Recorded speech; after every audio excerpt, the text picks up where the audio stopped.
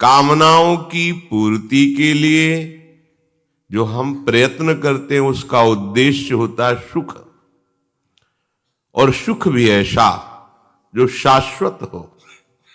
भला कामनाओं की पूर्ति से शाश्वत सुख मिल सकता है?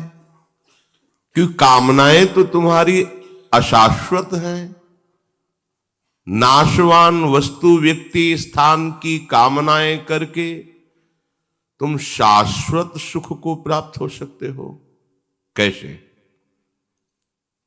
यही अज्ञान है। हम मनन नहीं करते भगवत वाक्यों का, इसलिए भटकते घूम रहे हैं। हम विपत्ति से निकलना चाहते हैं, पर संपत्ति प्राप्त करके। जो संपत्ति विपत्ति की जनक है, विपत्ति को पैदा करती है, जो दुख प्रदान करने वाली है, हम अपने दुख की निवृत्ति मूल दुख प्रदान करने वाले से कैसी हमारी अज्ञान वृत्ति है? जबकि शास्त्र कहता है हरि स्मृति सर्व विपद विमोक्षणम।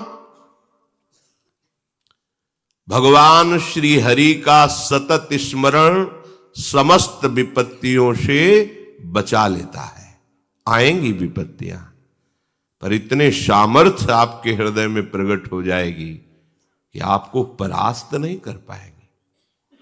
आप विचार करके देखिए, भागे घूम रहे हैं सुख और शांति के लिए, और दिशा है दुखालयम अशाश्वतम। नाशवान दुख में मार्ग में भाग रहे हैं सुख और शांति के लिए। कामनाओं की पूर्ति हो जाए किसी तरह। तुम करो अधर्माचरण, असत वार्ता, असत क्रिया, और चाहो मनमानी कामनाओं की पूर्ति असंभव। कहीं भी भाग कर चले जाओ, कहीं भी। ये बात अंदर से समझ लीजिए। अगर कामनाओं की पूर्ति सुख शांति चाहिए तो प्रणत कामदम पद्मजार्चितम धरणिमंडनम ध्येयमापदि चरण पंकजम। श्री हरि के चरण कमल का चिंतन, उनके चरणों का ध्यान और आश्रय लेकर निरंतर उनका स्मरण, प्रणत कामदम। जो इन चरणों का आश्रय ले लिए उनकी सारी कामनाएं पूर्ण हो गई, अर्थात उनको ऐसा सुख मिला कि कोई कामना ही नहीं रह गई। प्रभु के चरणों से विलग होकर के आज तक कहीं कोई भी सुख और शांति प्राप्त नहीं कर पाया। भटकने की जरूरत नहीं है, भागने की जरूरत नहीं है, किसी के आशीर्वाद की जरूरत नहीं है। खूब नाम जप करो, धर्म से चलो, दूसरों को सुख देने की भावना करो, तुम्हें दुख का मुंह नहीं देखना पड़ेगा। भगवद स्मरण नहीं करोगे, पापाचरण करोगे, नाना प्रकार की कुमार्गगामी प्रवृत्तियों का आचरण करोगे, ब्रह्मा भी नहीं बचा पाएंगे तुम्हें। अवश्य में वो भोक्तव्यम, जिन्होंने ब्रह्मा को भी प्रकट किया है, ब्रह्मा भी जिनके शासन में, उनके वचन है अवश्य में वो भोक्तव्यम कृतम कर्म शुभाशुभम। तुम्हें अपने कर्म का भोग भोगना पड़ेगा, कहीं भी भाग के चले जाओ। जो कछु लिखे लिलाट दुख सुख देह संग, भुगते गो जहां जाएगो, यह सिद्धांत अभंग। इसे कोई काट नहीं सकता। भगवत ऋषि जी कहते अभंग सिद्धांत अवश्य में वो भोक्तव्यम। करो पापाचार, मनमानी आचरण, धर्म का त्याग, सतमार्ग का उल्लंघन, भगवद वाक्यों का अनादर, और चाहो सुख शांति, ऐसा हो ही नहीं सकता। भले बालू पेरने से तेल निकल आवे, जल के मथने से भले घी पैदा हो जाए, जो असंभव है। ऐसा भले हो सकता है, पर बिना भगवान का भजन किए तुम दुख और अशांति से मुक्त हो जाओ, कभी ऐसा नहीं हो सकता। बारी मथे घृत होए बरु, शिकता ते बरु तेल, बिनु हरि भजन न भवतरी, यह सिद्धांत पेल। भगवत चरणारविंद का आश्रय लेकर थोड़ा सा भी किया हुआ भजन कभी व्यर्थ नहीं जाता। अगर इस जन्म में हमारा काम नहीं बन पाया, भगवत प्राप्ति नहीं हो पाई, तत्वबोध नहीं हो पाया, तो वो व्यर्थ नहीं जाता है। श्री भगवान कहते हैं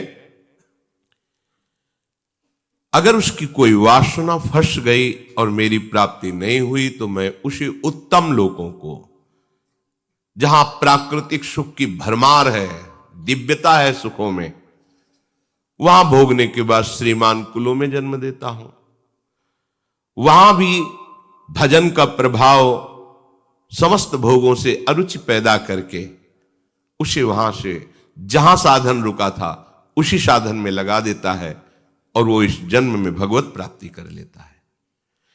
यदि किसी वासना का उसने आदर नहीं किया और भगवत प्राप्ति नहीं हो पाई तो अगला जन्म भगवान के भक्तों के घर में होता है, तपस्वियों के, ज्ञानियों के, जहां जन्म से ही भागवतिक संस्कार, उसे स्वर्ग नहीं जाना पड़ता, उसे वो विशेष सामग्री नहीं मिलती जो भजन में बाधा पहुंचा दे।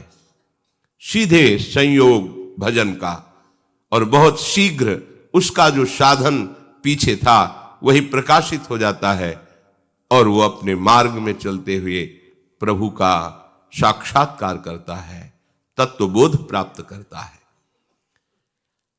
भजन अगर नहीं हुआ जीवन में तो कोई भी इतना महत्वशाली नहीं है कि वो अपनी पूर्व जन्म की पढ़ाई को आगे से शुरू कर दे।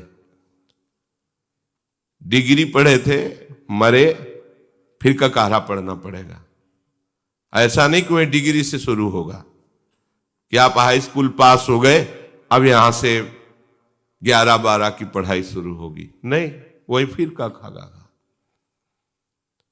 आपने 10 अरब रुपए बैंक के जमा के मर गए तो फिर 1-1 रुपए जोड़ने पड़ेंगे अगले जन्म में अगर मनुष्य शरीर मिला। लेकिन इसमें ऐसा नहीं।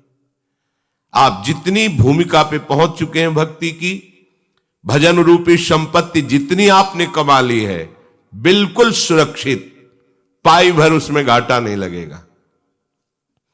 और वो दिव्य रूप प्रकाशित करके आप जहां भी जन्मेंगे, जिस योनि में भी जन्मेंगे, वहीं वो प्रकाशित होकर आपका परम मंगल कर देगी।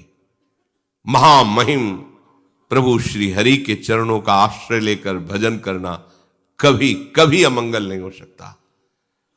कभी वो दुख का चेहरा नहीं देखेगा कि दुख कहते किसे हैं, पर लगो तो। अगर भजन में नहीं लगोगे, साफ बात है कहीं भाग कर चले जाओ, तुम्हें ठौर नहीं मिलेगी, शांति नहीं मिलेगी। सुरसर तीर बिन नीर दुख पाई है, सुरतर उतरे तो ही दारिद्र सताई है। भाग कहां भाग के जाएगा, कहीं भागने की जरूरत नहीं। हरि शरणम, प्रभु की शरण में हो गए, उनका चिंतन कर रहे हैं, लीला गायन कर रहे हैं, उनकी कथा सुन रहे हैं। अब आपका कोई अमंगल नहीं कर सकता। विश्वास करो, पूर्व के पाप जो दंड देने के लिए निश्चित हो चुके हैं वो आएंगे, पर भगवत कृपा से सहने की सामर्थ्य होगी। आपको विचलित नहीं कर पाएंगे क्योंकि आपके पास प्रभु का आश्रय है, भजन है। अगर वो चाहे तो भजन बल से उसे नष्ट कर सकता है, पर वो जान जाता है कि ऐसे महामहिम प्रभु के भजन को इस नाशवान शरीर के लिए नहीं, वो समझ जाता है। इसलिए चूको मत, प्रभु का भजन कभी व्यर्थ नहीं जाता। पूर्व में किया हुआ भजन आगे बढ़कर प्राप्त होता है।